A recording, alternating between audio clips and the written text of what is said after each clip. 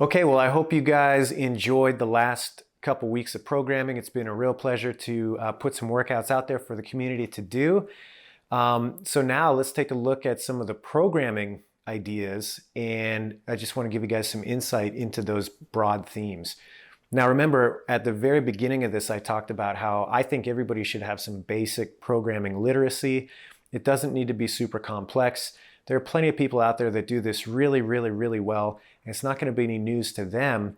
But for the average person, I do think that you should have a couple of things in your back pocket that you can look at a set of programming and say, okay, I can understand what's going on here.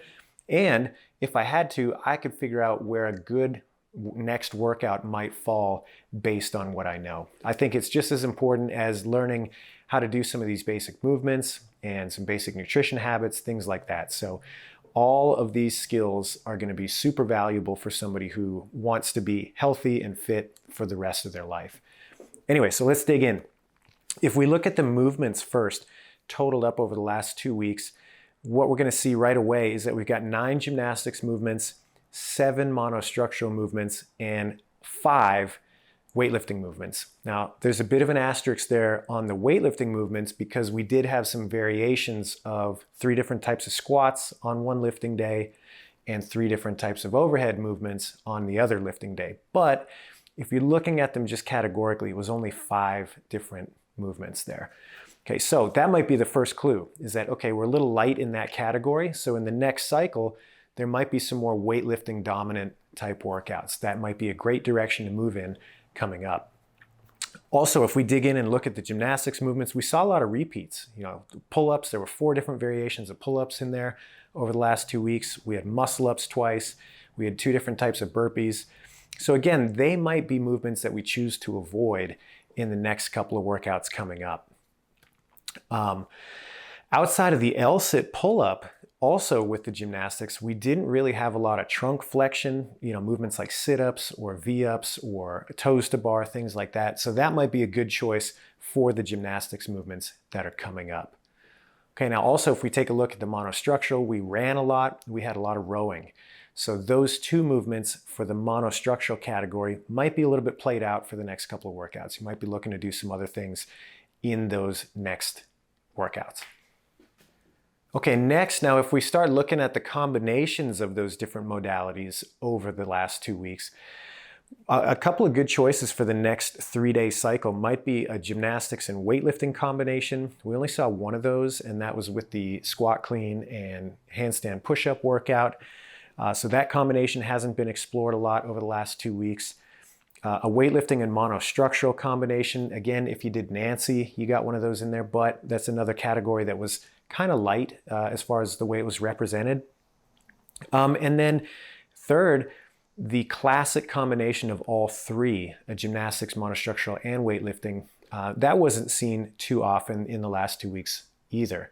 If you did Helen, you got one in there, and that biking muscle up deadlift workout was one of those as well. But those are some obvious categories that when you start thinking about movements and movement modalities, you might start gravitating towards in the near future. Okay, so if we're looking now at time domain and the scheme of the workouts, meaning how many different movements are present in them, we're going to notice that we're about due for a couple of different things. Number one, a classic kind of 5 to 7 minute couplet, something like a Fran type effort. That's really ripe for the picking based on what we've seen over the last couple of weeks. We're also really due for another longer effort. We haven't seen anything that's going to extend you past about 20-30 minutes in a while now. So that's going to be coming on the horizon, I would bet. So you probably want to watch out for that. And then the last thing I would say also is if we look at the rep schemes, there hasn't been a lot of higher rep scheme kind of classic chipper style efforts. So that might be something that we return to. Right before I started my block of main site programming, we had the Filthy 50.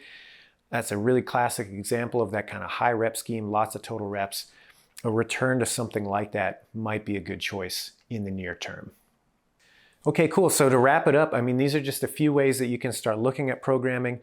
You can dig into this as much or as little as you like. It's not about setting out the perfect template or the perfect program because it doesn't really exist. There's lots of really good ways to approach this. What you do want though is enough of a filter that you can start to make the next best decision.